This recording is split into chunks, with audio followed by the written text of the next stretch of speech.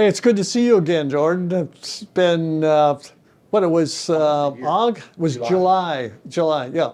Yep. Man, it was hot in Austin, Texas. But it was a good show. So here we are again, and I've never done this before, but I'm promoting competitive products. There's no magneplaners, no panels in the room. So notice, Jordan, that there's no woofer in the Martin Logan. And I'm talking about other products like the new, I haven't heard it yet, but I'm quite interested in the Jansen 9.5, which it was I call it the new KLH9 because the original KLH9 was my first, oh my God, experience in the 1960s in college. I'd never heard a full range electrostatic speaker. And well, at this show, I decided I want to talk about a concept. So we're having press members come, and I'm showing the general concept that this new woofer design of a dipole woofer, very fast woofers, using multiple woofers, when you combine these with DSP and Class D amplifiers, we have a whole new concept which applies to all panel speakers, electrostat and ribbon. So instead of showing it with magneplaners, this time I'm showing it with Martin Logan because that is the best known panel speaker on the market, having been, you can see them at Best Buy Magnolia. So I'm talking about other products, such as the Jansen 9.5, and what if you combine this technology with a electrostatic speaker? So we've got the prototype Magnepan dipole woofers. There's a total of 16 very fast 6.5-inch woofers in it, operating in a dipole fashion. There's no box. It's propagating the sound in the same way that a big panel does. So that's the gig this time, Jordan. So would you like to hear something? Sure. Okay. What you got for us?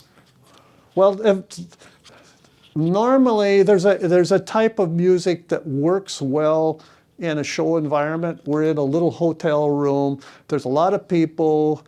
They're going to get on the internet, and one thing you don't use is orchestra, classical music. But because you are invited here, the press are aware that an orchestra is the hardest thing to replicate. So we're going to start with an orchestra, namely the Kansas City Symphony Orchestra, recorded by Professor Johnson of Reference Recordings. And see what you think.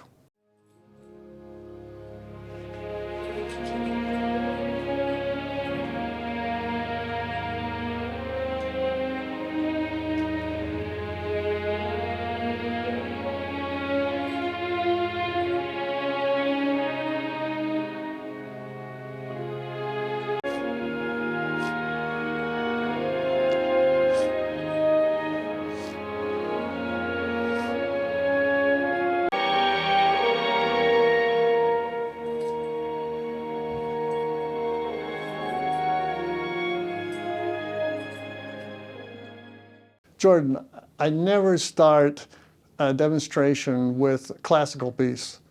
Candidly,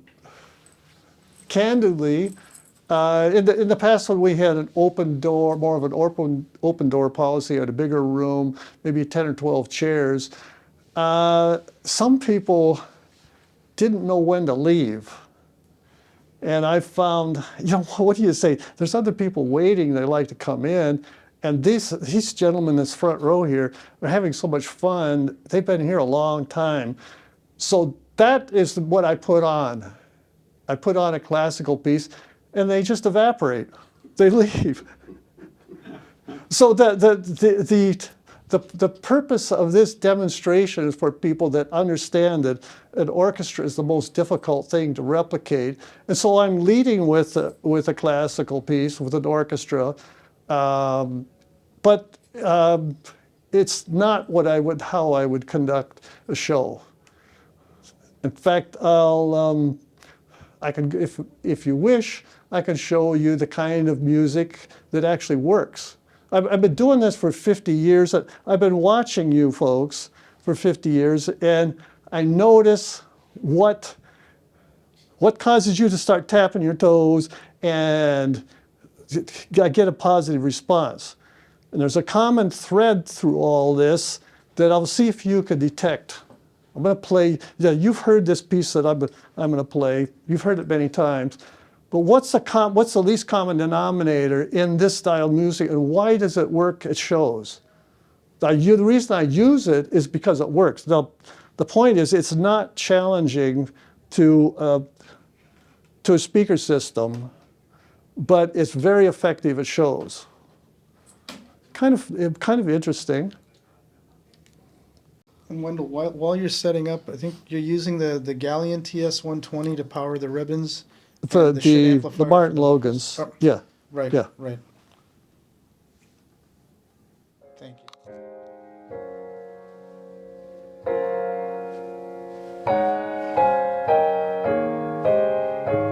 Almost doing things we used to do. So why does that work? What's the least common denominator with this kind of music? And why have I used it for decades? Do you notice that it's a very good recording, but there's normally, 2 or 3 instruments going at one time. There's certainly not 70 musicians in an orchestra hall. So she will be singing, or the piano, or maybe there's 3 events going on at the same time. That works. So what do we do at shows? We want you, the audience, you're going in a lot of different rooms. We need the feedback from you on the internet, because the saying is, if it's not on the internet, it didn't happen. So you come and you have a good time, you listen, you say, great, I love baggies, and you leave. Well, from a marketing standpoint, 6 months later, it didn't happen. So that's some of the tricks of how you do successful demonstrations at the show, at an audio show. So if you ever get in a position where you're doing demonstrations, these are some of the key elements. Well, the next thing you need to do is demonstrate bass. And Jordan heard the woofer demonstration, what these new ultra-fast woofers are going to do at the Austin, Texas show. So I want you guys to hear it also. So let's listen to some bass. Now it's the Japanese Kodo drums. Kodo drums.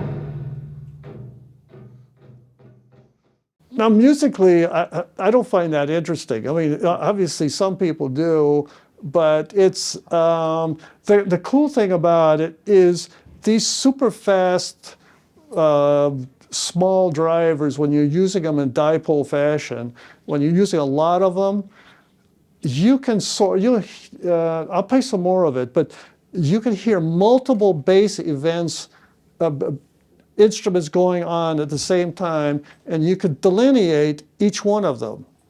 And a conventional subwoofer trying to play nicely with the woofer the subwoofer can do the fundamental very well. But the harmonics is what tell us what's going on, what kind of an instrument is, and getting all of that done correctly.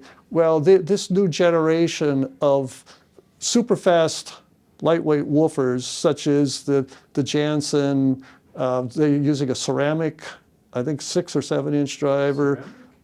Yeah. Wow. But ultra-wide band performance, and use it again in a line array, dipole fashion, that's the future I see for something that can replicate what the big panels can do, and actually do it. They're more powerful motors. So it's, as you'll hear, you can sort through the different instruments that are being played, the different bass instruments that are played at one time.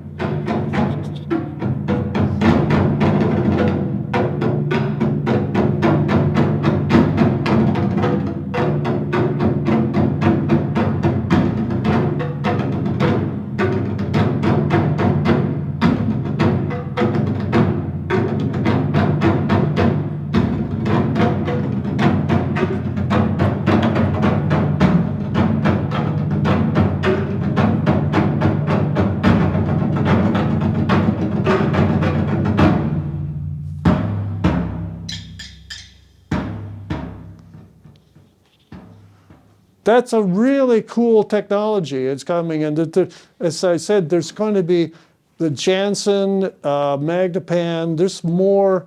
This is commonly known with loudspeaker manufacturers. I predict we're going to have competitors in this category, and I think it's going to be exciting. Looking forward to it. Here's my question for you, Wendell. You're pretty sure that 6-inch woofers will now outproduce or outperform a 15-inch woofer in terms of the quality of the bass that people are going to want to hear. Oh, wow. Do you realize how complicated that question is? I changed It's, Sorry. First one. okay, so let me see if I can distill this down. So it takes more small drivers to equal the same surface area as the 12-inch or 15-inch woofer. Now, remember, we're operating it in dipole fashion. So the front wave is, there's no box. The 12 or 15-inch woofer can't go flat out to 10 kilohertz. So we need something, since we want to use 6 dB slopes for the best phase, and that means that the woofer is going to be operating, it's rolling off, but it's still going to be operating in the mid-range frequencies, and even a little bit at the high frequencies. So now you need the speed that these small drivers can, the performance they can give. So I think that answers your question. Yeah. I'm not sure. No, it's a very good answer. Thank you. Yeah. So DSP is not involved at all?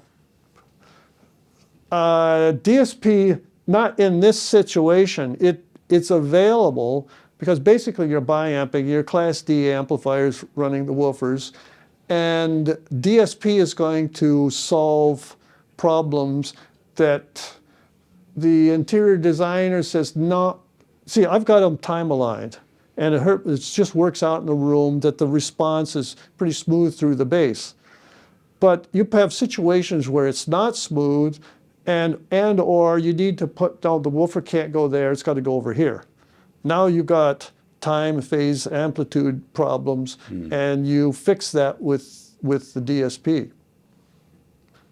Yes, sir. So I remember when I was watching your videos last year, I think your intention was that one day you'd have a pair of LRS pluses, and then you could have multiple of your, I'm not going to call them open baffle because that's not right.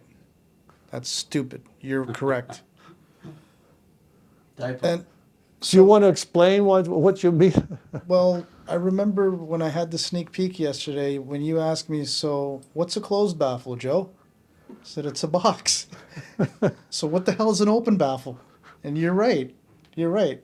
So no, but the point is, you want to envision that one day people will have an LRS Plus, and to kind of replicate what you do with the 20.7 Maggies, with the multiple subwoofers and all that. But people don't have the ceiling height. They don't have the large enough rooms, but to be able to do it on a smaller scale, but get the same sensation, the same type of feeling. Yes, from a design standpoint, this frees the design concepts up immensely, because wherever you need, first of all, you want stereo, because the propagation should be from the same place as the panel. But now your options of what you want to do for your imaging for the mids and high frequencies, you've got a lot more ability to whatever fits, whatever's going to work in the room. So a narrow line source is feasible because the crossover point can be up much higher without, it's all producing same wave launch as the larger panels, but it's coming from small, powerful motors. Thanks for coming, guys, and remember, if it's not on the internet, it didn't happen.